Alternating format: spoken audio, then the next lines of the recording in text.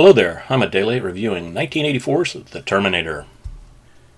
This movie may actually be king of the B-movies, and B-movie it is, as you can tell from the difference in lighting and makeup effects between it and its A-movie sequel, Terminator 2. Nothing wrong with Terminator, but the sequel just looks better. And that's understandable, as T2's budget was almost 15.5 times the budget of Terminator.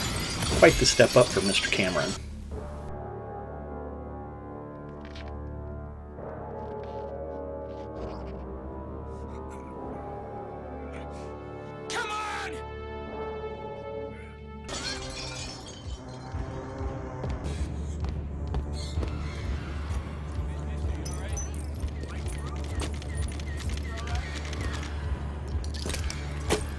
Just to give you an idea of how B-movie it was, here are the budgets of some of the contemporary movies that premiered in 1984.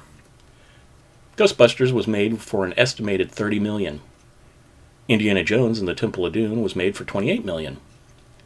Gremlins was made for $11 million. And Beverly Hills Cop was made for $13 million. Terminator came in at $6.4 million. Not an awful budget, but not a great one for a movie that has scenes of war against killer robots in the future involving lasers. But boy howdy did they get their money's worth. I think the future war scenes are just beautiful.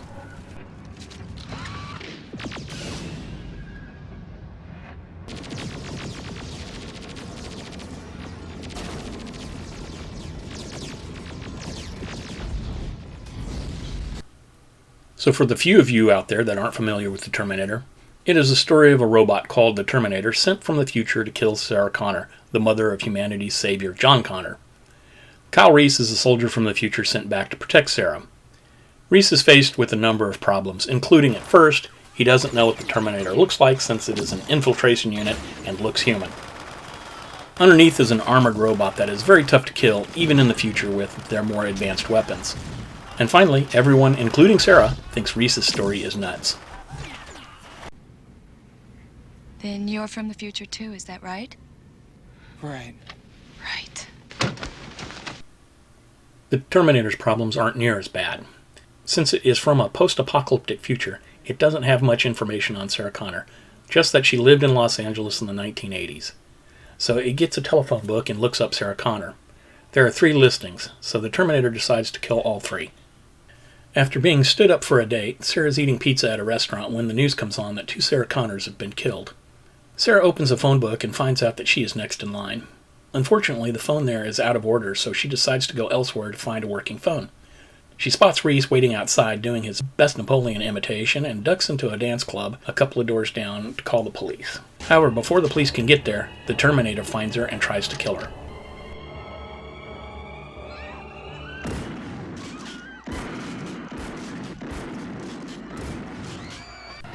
A car chase ensues with Reese having to dodge police as well as the Terminator. Unfortunately, they are eventually caught, but at least it is by the police and not the Terminator.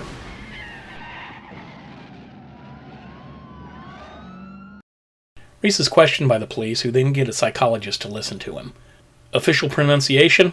He's nuts. In technical terminology, he's a loon.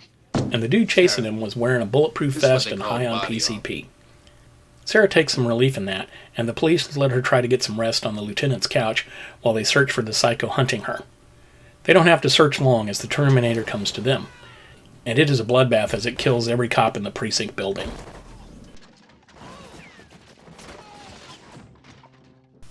With the precinct rapidly running out of cops, Reese is able to get free and find Sarah.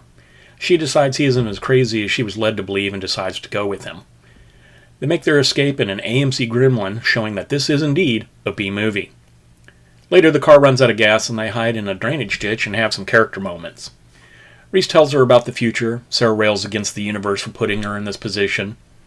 We get a flashback of Reese in the future. It's all good stuff that sets it apart from many other B-movies in that it tries to flesh out its characters to get the viewer invested in what happens to them.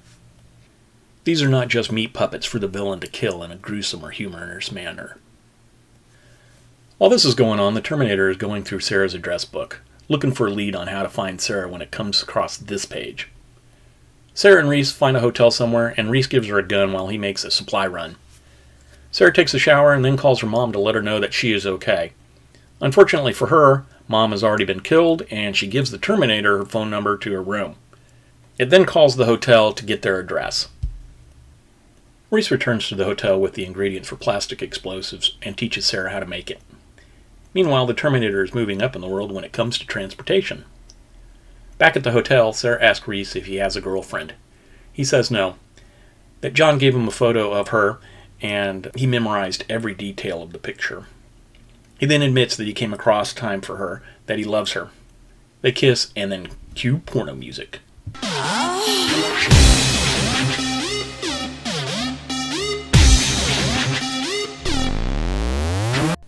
Fortunately for them, they have time enough to finish before company arrives. A dog out front alerts them that the Terminator is there and they steal a truck and take off. The next 15 minutes is one long adrenaline-fueled chase sequence involving a truck, a motorcycle, a semi-truck, and a foot chase. There's machine gun fire, pipe bombs, and even a little hand-to-hand. And we also get to find out just how durable the Terminator is. It survives not one, but 2 explosions. One that burns the flesh right off of it, revealing the metal endoskeleton, and another that blows it in half. And it still isn't finished. It isn't until Sarah crushes it in a machine press that it finally stops.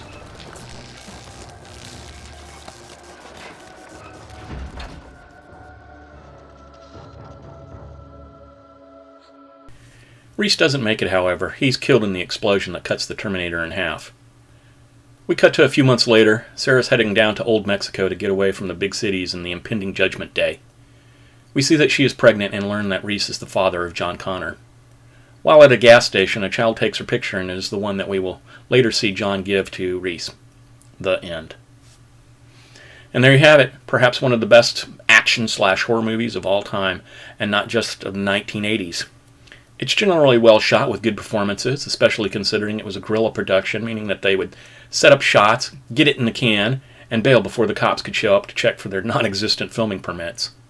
Unlike many low-budget horror stories of the day, it had characters and not just victims. And it really is a showcase for Cameron's ability to pare down the story to get it to flow both smoothly and quickly and still make sense. A lesson forgotten by the time Avatar would roll around 25 years later. But he's won an Oscar and made billions, so I guess. It's good to be the king. Which leads me to this interesting bit of Terminator lore.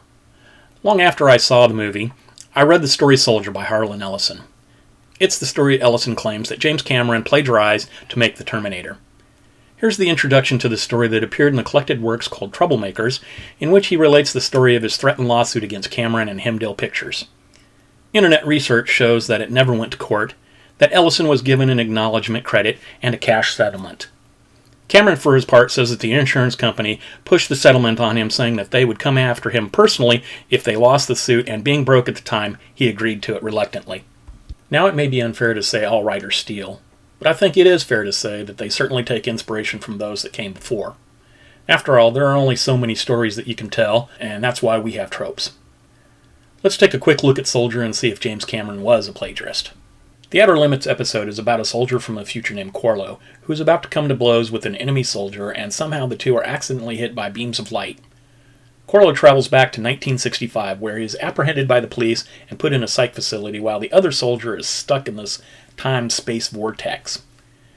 In the psych facility, a therapist teaches Corlo 1965 English versus the abbreviated, slankified English from the 1800 years in the future that he speaks. He also teaches him that there's more to life than just killing the enemy, that there's family and love. Love. Good.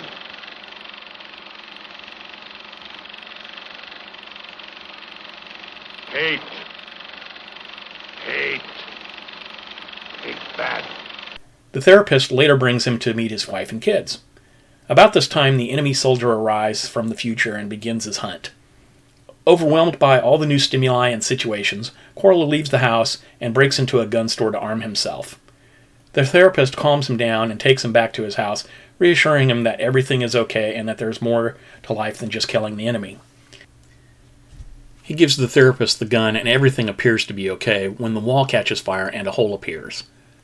The enemy soldier charges in and Corlo jumps him, and the two wrestle for a bit until they both fall to the ground and then disappear in a flash of laser life, leaving behind a small pile of ash. The end. Now, the original short story is similar to the Outer Limits episode, but the ending is quite different. This time, once they break the language barrier and discover that Corlo is from the future, they decide to take him on a tour around the world, telling his harrowing tales of the future, hoping that it will inspire everyone to make war no more. So what do you think? Did Cameron and Hemdale owe an acknowledgement to Ellison? The only overlap that I can see in the story is that a soldier from a war-ravaged future travels back in time and later fights a future enemy in the past. Everything else is different. And if all it takes is one element of your story to be similar to someone else's work, then Ellison's estate probably owes the estate of H.G. Wells some money, as H.G. Wells, of course, published The Time Machine back in 1895. H.G. Wells, generally considered the person who popularized time travel, although he was not the first. Then there's Philip Francis Nolan, the creator of Buck Rogers, first published in 1928. Buck Rogers tells the tale of a time traveler and a war-torn future. Of course, both The Time Machine and Buck Rogers tell the story of people traveling into the future. Maybe you want a story of someone traveling from the future to the past. There's always Mark Twain's A Connecticut Yankee in King Arthur's Court, published in 1889, making it even older than Wells's Time Machine. Where's Ellison's acknowledgement of the greats who came before him, whose ideas may have inspired him? The thanks in Troublemakers is to Jim Wynorski, noted B-movie director. Ellison's intro to Soldier appeared in Troublemakers, which has a copyright of 2001, meaning that Ellison probably wrote the intro in 1999 or 2000. This, of course, is a couple of years after Cameron won his Oscar for Titanic. That would explain the shots at Cameron for being a huge ego who thought he was too much of a big shot in the industry to have anyone call him on plagiarism. But The Terminator came out in 1984 and was Cameron's second directorial effort. And trust me, no one saw the first directorial effort. The Terminator Was a B-movie made by and starring no one of any name value at the time. So for my part, Cameron may have certainly been inspired by Soldier. I don't know. I wasn't there for any of the alleged confessions. But I do think that he made it different and original enough that had I been sitting on the jury, I would have sided against Ellison.